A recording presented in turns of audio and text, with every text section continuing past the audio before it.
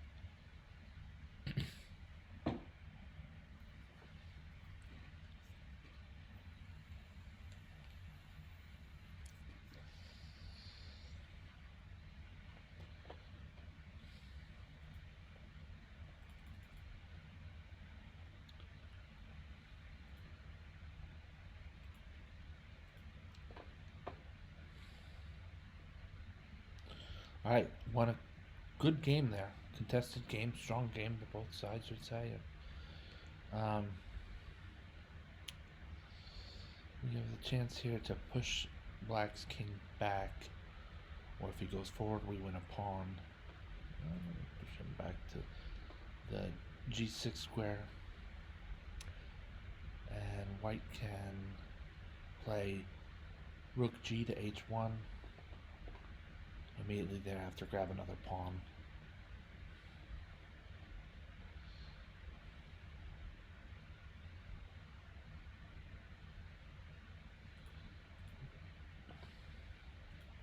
Force a trade of rooks. And though not necessary, we can still play Rook to A7 to keep an eye on Black's pawns, or simply liquidate them.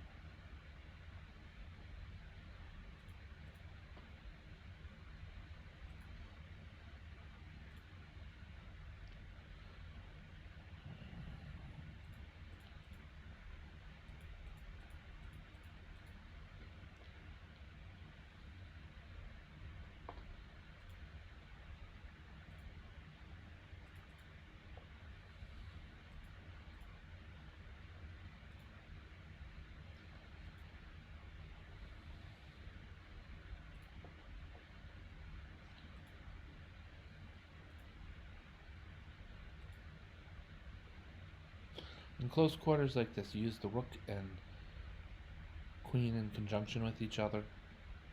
You want to be careful in situations like this that the inferior side has somewhere to go. That the black king in this case has some open square, and right now that square is f2 or h2. I'm planning on moving rook to f5, so I better be pretty sure that the black king can move to h2. Now, if there are a black bishop here, black pawns, here and here, and a black knight here, and that was all that was in addition to this, then no worry, because these pieces could all make legal moves simply by moving back and forth. But when it's just your opponent's king and you have overwhelming force, you want to make sure where's his escape. In this position, it's king to h2, so I'm going to play rook to f5 without worrying about it. And now checks are also a way to not worry about things, and so too is rook to f1 checkmate.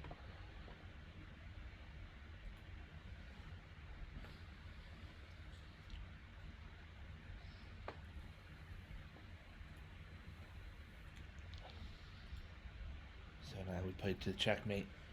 We'll have a better idea of how accurate the game was. How accurate the game was.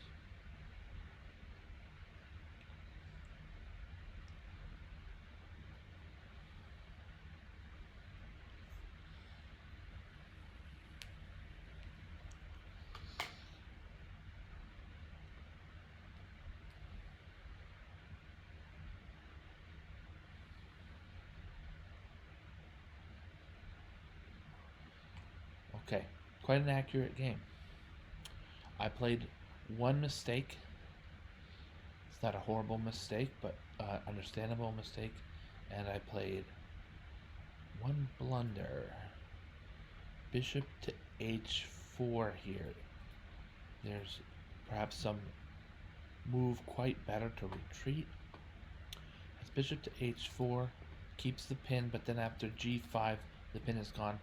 The bishop moves to g3 and white loses a pawn on e4.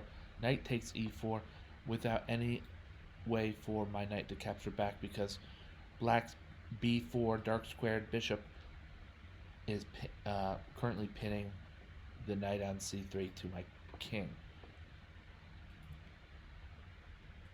I'll clear these this time.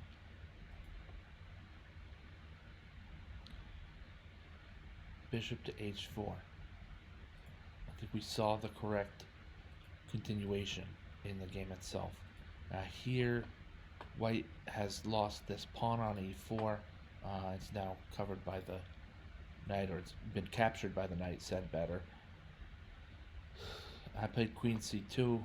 Let's take a look what moves white could have played.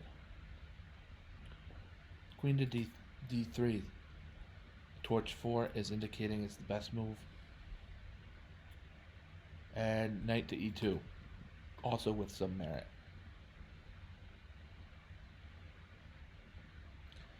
I think I prefer queen to d3.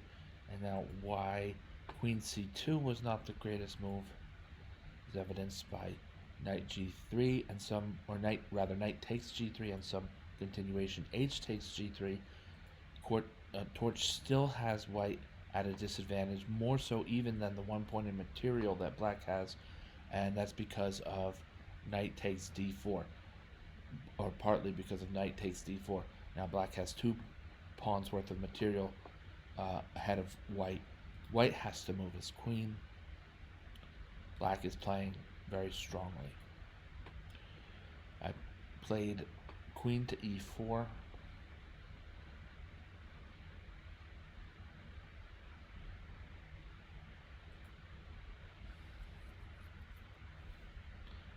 And from there, play just sort of continued. I'm down 2 full pawns. The rest of this 3.2 might come from a little bit of a standing still back rank compared to black. I have doubled pawns that aren't horrible but aren't good. Black's pieces are more aggressively placed.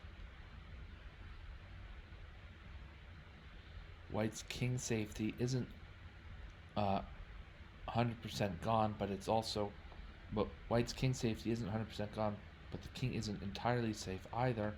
So I'd have to say I agree with Torch here, that there's additional compensation beyond the 2 points of material in a way that shows that black is stronger than white here. My opponent made another blue move, another great move to capture on c3. We see now doubled pawns, and these guys, look, now my king is definitely unsafe. Now white's king is definitely unsafe. This is not a safe king. And these pawns on the c file are targets. And I already have another set of doubled pawns. I'm kind of, my position is in shambles. Pawn to c5. I think I don't miss this opportunity just to capture on d4. And suddenly things have swung in white's favor. Queen takes d4. Queen takes, rook takes, and white's doing fine. White is doing better than fine. White's doing very well here.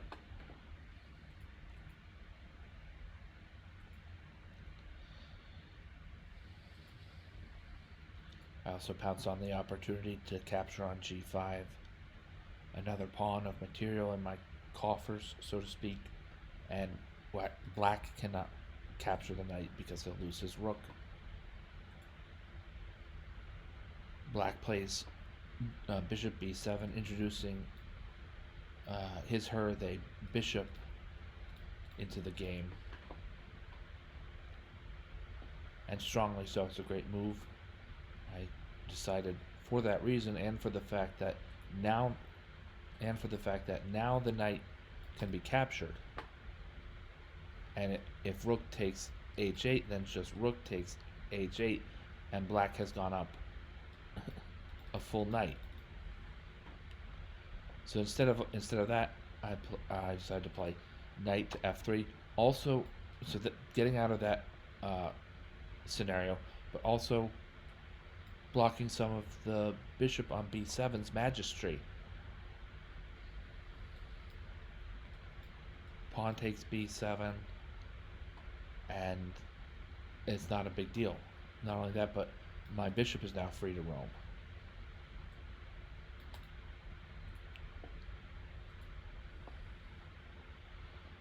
Knight e5, threatening a fork on g6, also threatening to overpower black's defenses of the d7 pawn. I grab the pawn. King moves back. I move back to e5. My opponent shows he wants to avoid, he, she, or they want to avoid a threefold repetition. That's fine by me because of the fork. Knight g6 check. And some stubborn defense. I think around here, move after white's 34th move.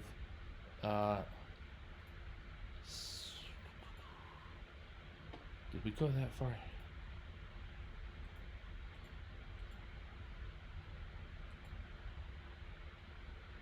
Okay, white's 34th move. So I'm playing on. I like to keep the pressure on h5.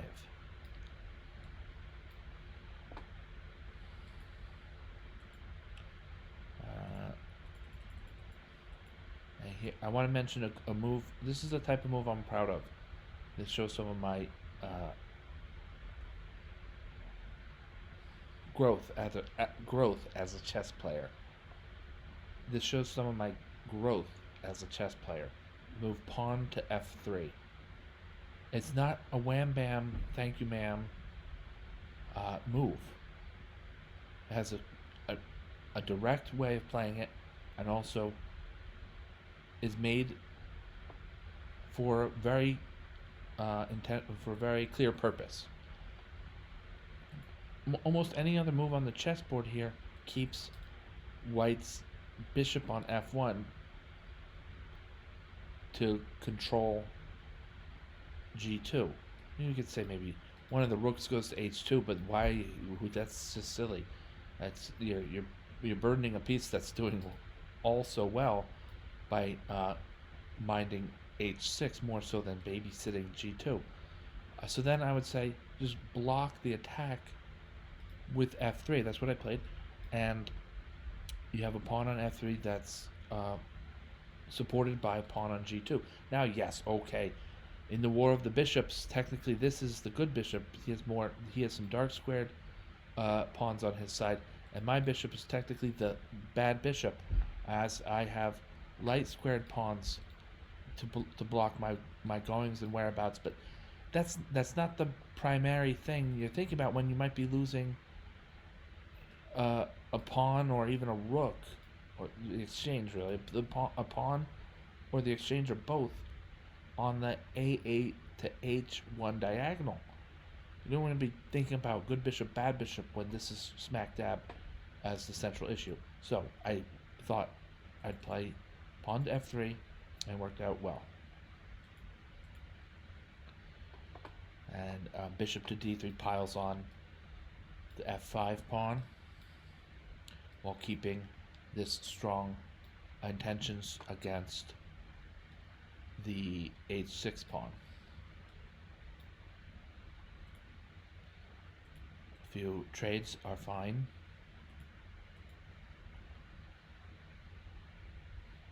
And now, as no piece can cover or protect e3, I'm going to pick up the pawn on e3, barring fireworks. And here come the fireworks.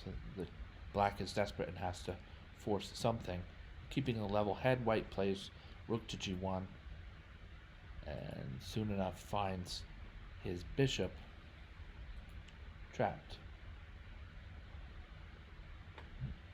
Fortuitously, my bishop on e2 protects c4, and rook takes h3, and it's a complete material blackout. This is where my opponent resigned, and these moves afterwards are played against computer. And we're always looking for ways to trade off equal material, and we're ahead by a good amount of material, a lot of material. A rook move, I played bishop d3, and I'm thinking in some ways, what if he plays a5, then I get in rook g6 check, but a5 doesn't really jump out at you as a natural move, so probably wouldn't jump out as it probably wouldn't jump out at my opponent as a natural move.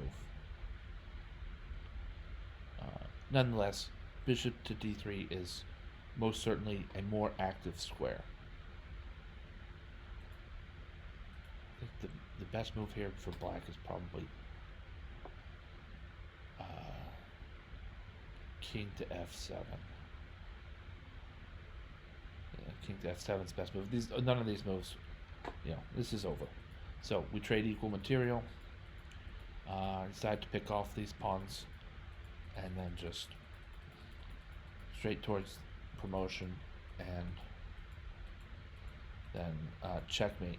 Keeping, like I said earlier, in mind, starting probably with the promotion, that black must have a square to which he can move without being in. He can't put himself in check with no other black pieces on the board.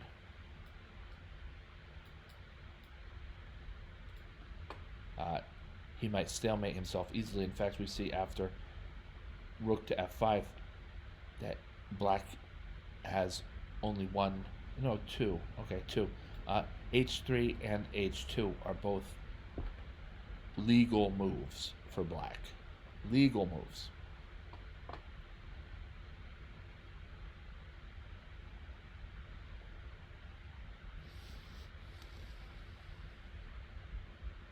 So one of those moves, and then checkmate on f1 to g1. Remind us, I think it was in 89 and 85, 89 and 86.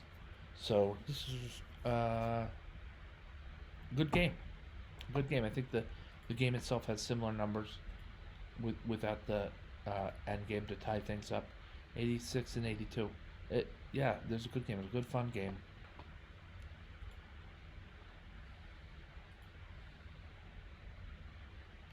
I should show you all.